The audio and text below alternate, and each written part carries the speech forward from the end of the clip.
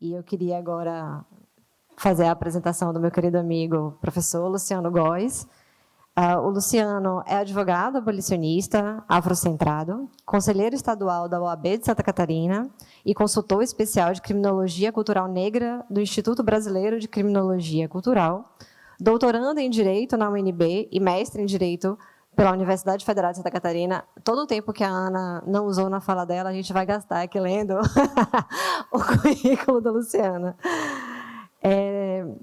Pesquisador, membro do projeto de pesquisa e extensão da Universidade Sem Muros, a Universidade Federal de Santa Catarina, e do grupo de pesquisas base para uma criminologia do controle penal no Brasil em busca da brasilidade criminológica. Membro do grupo de trabalho destinado à realização de estudos e elaboração de propostas de regulamentação que estabeleça diretrizes e procedimentos para o reconhecimento pessoal em processos criminais e sua aplicação no âmbito do Poder Judiciário, lá no Conselho Nacional de Justiça. Luciano, bem-vindo. Com você a palavra.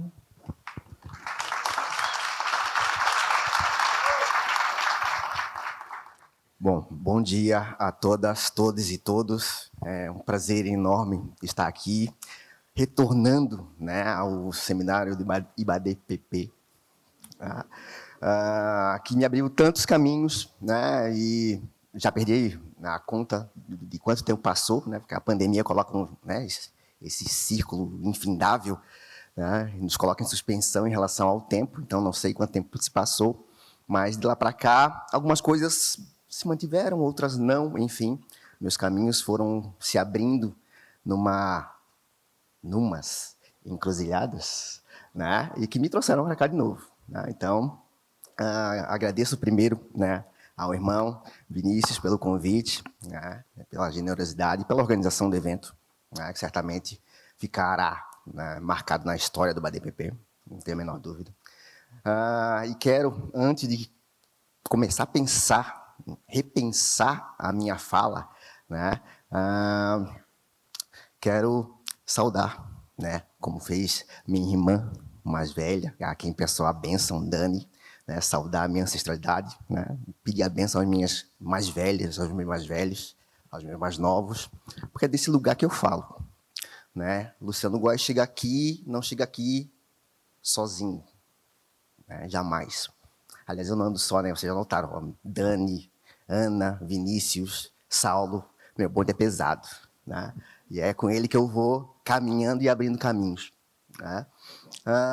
E nessas encruzilhadas abolicionistas, né, importante que se diga, quando eu me coloco enquanto advogado abolicionista, e agora muito mais que afrocentrado, um abolicionismo quilombista, né, eu já invoco, eu já reclamo a minha herança quilombista, que é a mesma que Tula falou ontem. E não é por acaso que os nossos caminhos se cruzam. Não é por acaso que a gente faz esse movimento exunêutico, né, de retorno, Sankofa, né, para resgatar muita coisa do que ficou para trás, do que nos foi tirado, do que nos foi arrancado. Fala de abolicionismo penal, portanto, numa perspectiva mais teórica, dá para a gente começar a pensar em 3 palavras. Desumanização, segregação e punição. Poderia estar falando sobre colonização. Né? Afinal, foram quase 4 séculos no Brasil, né, desse processo. Mas vejam que eu também posso falar sobre prisão. Então, não é por acaso que o nosso sistema prisional reflete esse perfil. É um território construído racialmente para segregar determinados corpos pretos, corpos iguais ao meu. Portanto, a naturalização da prisão decorre exatamente dessa naturalização da colonização e dos colonialismos que se sucedem. Por isso é tão natural encarcerar pessoas pretas. Por isso é tão natural matar corpos pretos. Mas para falar de abolicionismo, para falar de prisão, né, em si, nós temos que falar de um sistema, né, um sistema de punição mais amplo, um sistema punitivista. E esse sistema punitivista se chama branquitude. Nessa roda abolicionista, é a branquitude que vai para o meio. E roda é nosso território, né? Roda é nosso terreiro. E nela, nós mandamos. E aí, em vários movimentos insurgentes quilombistas, desordenamos para ordenar. Então, falar dessa abolição, primeira lição abolicionista, e a lição mais básica, abolicionismo penal não é utópico. Abolicionismo penal já existe.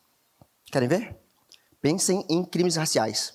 Aliás, crimes raciais em que a branquitude diz o que é e o que não é.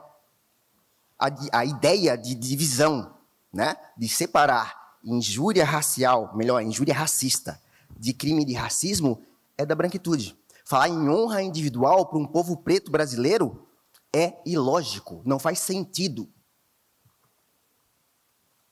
Qualquer corpo preto que seja ofendido em qualquer lugar do mundo, eu, Luciano Góes, onde estiver, eu vou sentir, eu serei ofendido. Dignidade humana, então, essa dignidade afetada, que a branquitude coloca como universal, não dá conta da dignidade humana negra que ainda tem que ser reconstruída, que ainda tem que ser reconhecida.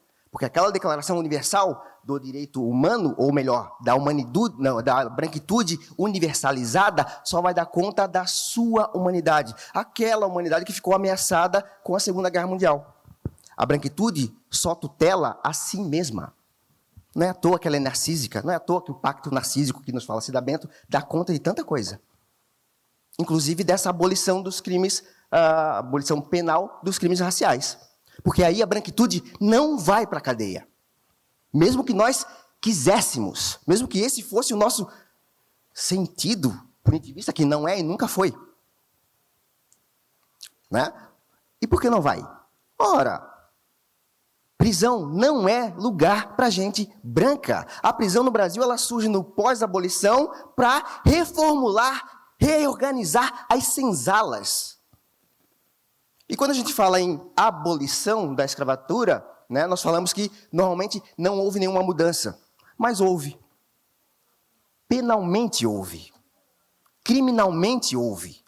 Porque foi ali, exatamente, pós-abolição, com o Código Penal de 1890, que as nossas rodas foram criminalizadas.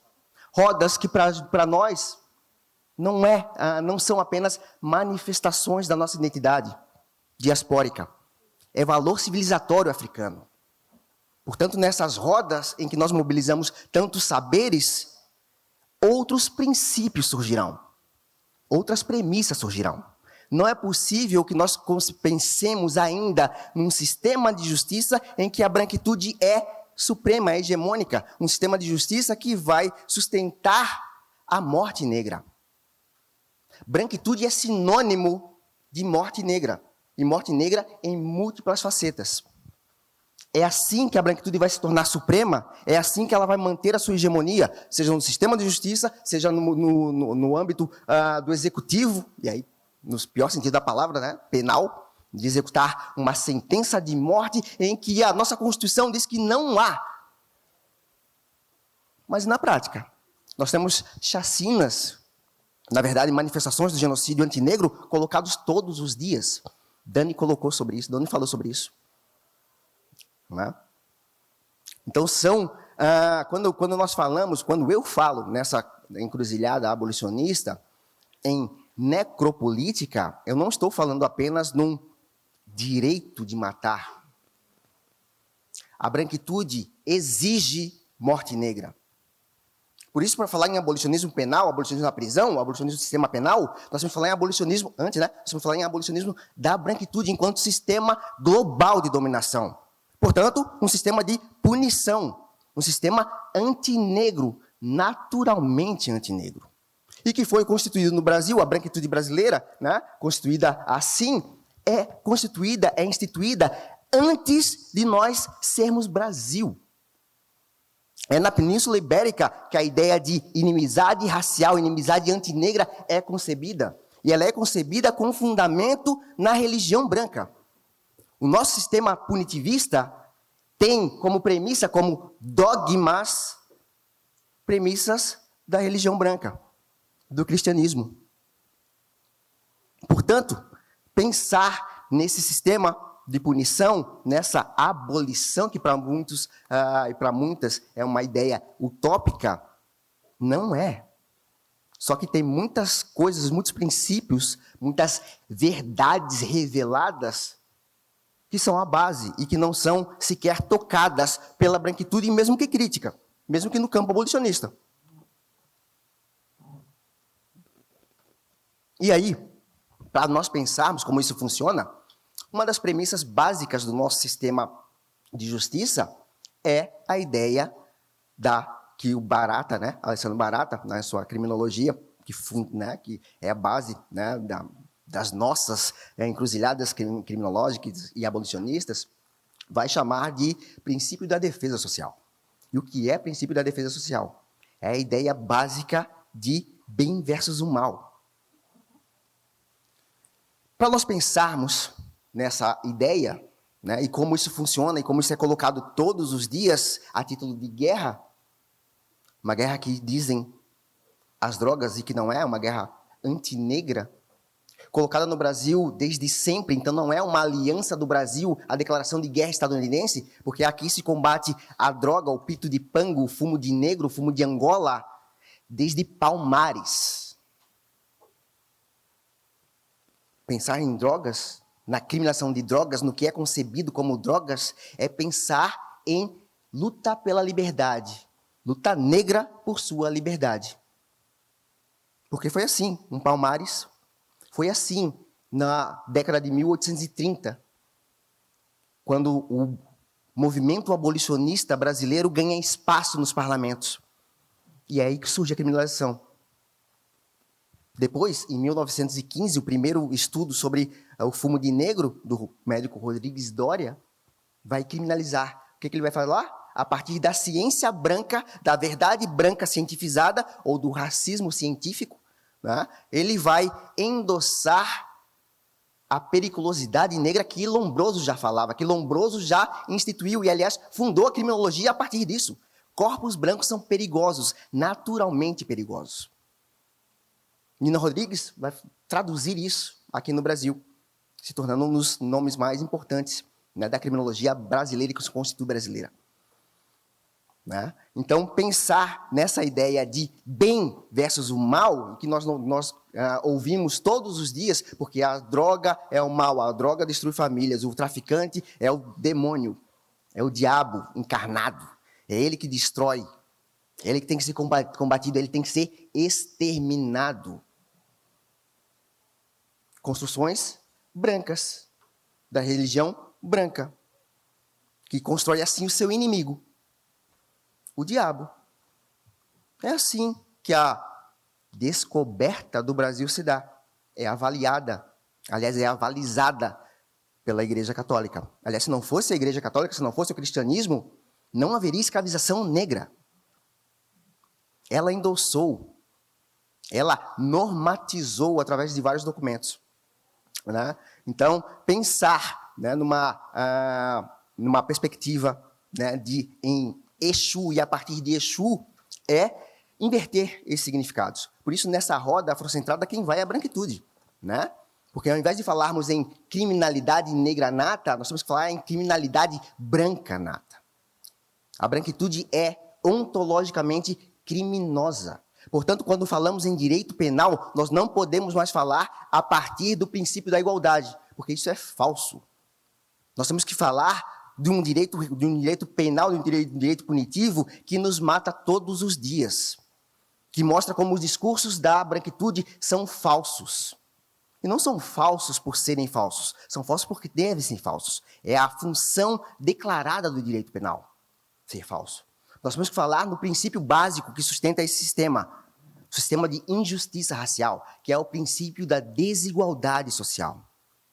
O direito penal forjado a partir da ideia de contrato social é falso. O professor Charles Mills falou sobre isso e deixa isso como base para nós pensarmos muitas coisas, inclusive o meu abolicionismo.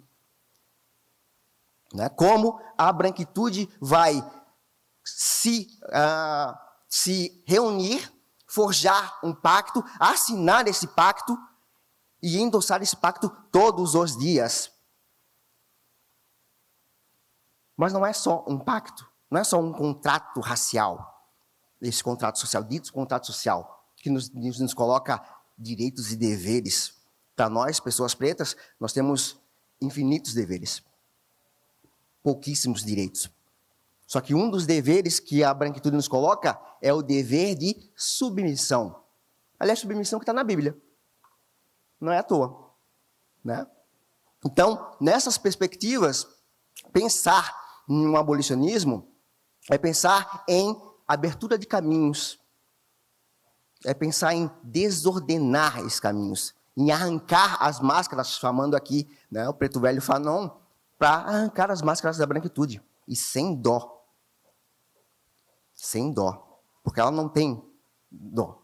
Aliás, a branquitude pensa, né, a ideia de humanidade a partir de si, só essa humanidade. Portanto, falar em direito e razão, né, para pensar algo minimamente assegurado, né, com garantias fundamentais, né, nós temos que pensar que esse direito, o direito da branquitude, é baseado numa razão colonial.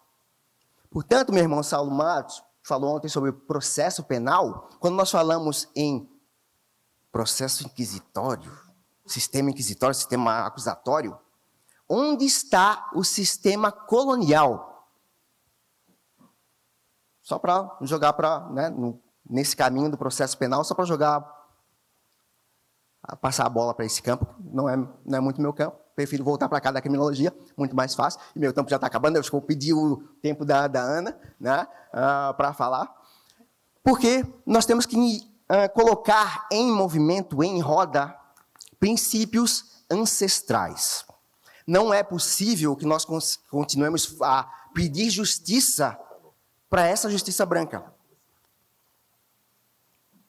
O que nós vamos receber? O que nós esperamos receber?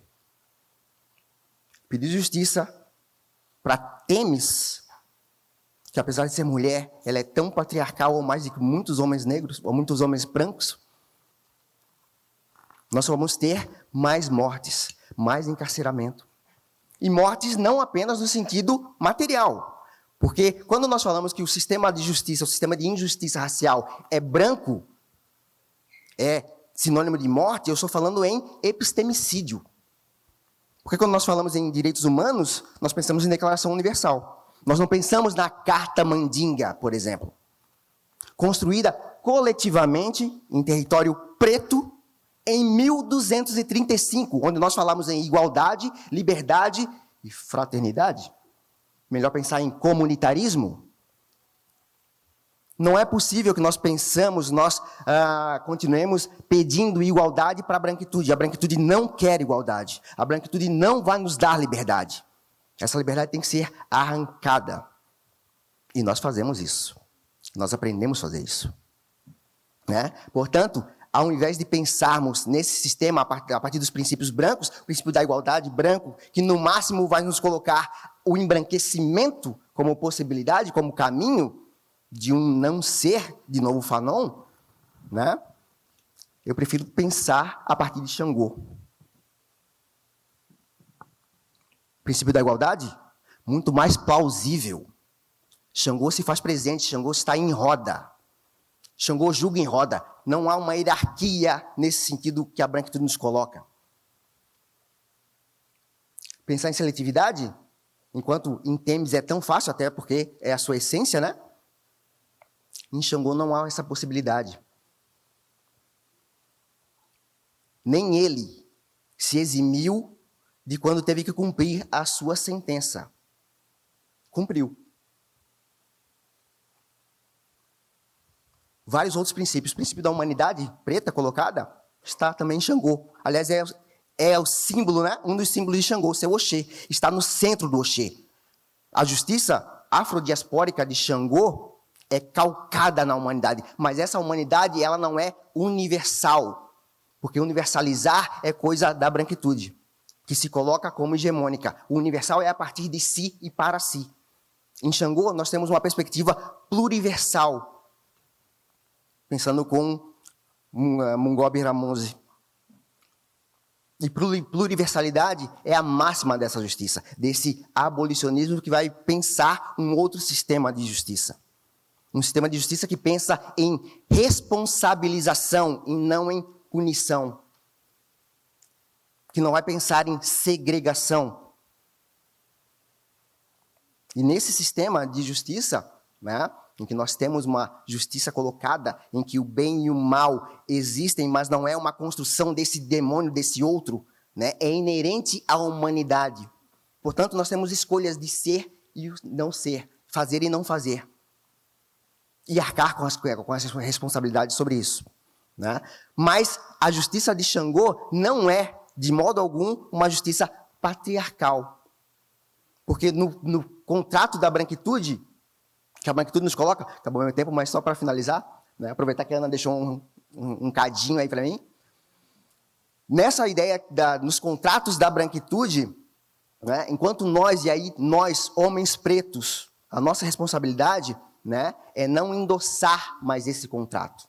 Por quê? Porque enquanto o sistema de justiça nos mata todos os dias, nos coloca sob ameaça todos os dias de sermos presos por fotos de qualquer lugar, por sermos mortos pelas balas nunca perdidas, nós somos instrumentos de controle da branquitude sobre as mulheres pretas. Esses pactos que a branquitude nos coloca, que nós endossamos, portanto, têm que ser queimados. Nós não podemos mais avalizar o modelo de homem que a branquitude nos coloca, esse senhor universal que se aposta de tudo e de todos, não pode mais ser o nosso modelo de masculinidade, modelo de homem, de macho, de dono. Nossa responsabilidade também, ou acima de tudo, é com as mulheres pretas, porque é Oiá quem sustenta Xangô. Sem Oiá não há Xangô, não seria Xangô. Oiá orienta Xangô. Então nós temos aí possibilidades de construção, de rompimento de várias prisões. Pensar na prisão do direito penal como sanção estatal é importante, mas nós temos várias prisões anteriores. E a masculinidade branca, esse modelo branco de homem, é uma delas que nós temos que romper. Para pensar, a partir de tudo, sobre o princípio básico desse abolicionismo. A primazia da coletividade, que rege Xangô. Então, pensar nessa abolição, ou no abolicionismo penal, né, quilombista, é pensar em outro pacto, em outro contrato. E o meu contrato é um contrato quilombista. Porque muito mais do que o primeiro ou o único momento que nós tivemos no Brasil, verdadeiramente democrático, como nos diz Abdias Nascimento, Preto Velho, Abdias Nascimento, né, a partir dessa perspectiva, e com Lélia Gonzalez, Beatriz Nascimento e com tantas outras mulheres pretas, vamos pensar que me fazem, né, e me trazem a certeza que muito mais do que um projeto democrático e um momento democrático em Palmares, nós tivemos a semente de um Estado plurinacional brasileiro, com suas especificidades, em que as cosmovisões negras e indígenas estavam presentes e orientam esse modelo. Portanto, pensar nesse abolicionismo não é utopia no sentido que a branquitude gosta de falar. Como é que é mesmo, meu irmão? Ah, lembrei. Para que serve a utopia, Luciana? A utopia está lá no horizonte. Porque ela serve, meu irmão Saulo, para nos fazer andar, nos fazer caminhar. Olha que lindo. Só que nós estamos cansados de andar. Estamos cansados de fugir. Estamos cansados de mandingar para fugir das balas, fugir das mortes. Nesses saberes contracoloniais, a utopia é resgate de algo que nós já construímos. Isso é fundamental. É concretizável coletivamente e apenas coletivamente. Muitíssimo obrigado.